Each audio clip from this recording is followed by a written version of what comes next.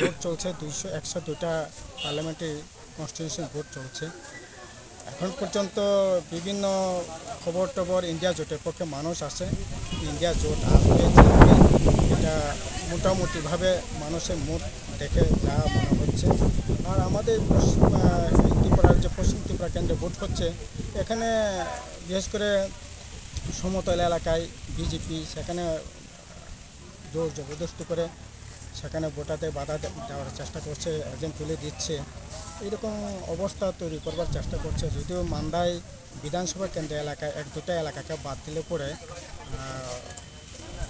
জনজাতি এলাকা বা ত্রিপুরাসা এলাকায় মোটামুটিভাবে এখন পর্যন্ত শান্তিপূর্ণভাবে ভোট হচ্ছে এবং ভোটারদের চোখে মুখে বোঝা যাচ্ছে ভোট মানুষ আবার ইন্ডিয়া জোটের পক্ষে ভোট দেবে বলে মনে হচ্ছে। তো মানুষের মানে জনগণের কাছে কি বার্তা দিতে চান? না, আমরা বলবো মানুষ শান্তিপূর্ণভাবে নিজের ভোট নিজে দেন, যাকে খুশি তাকে দেন।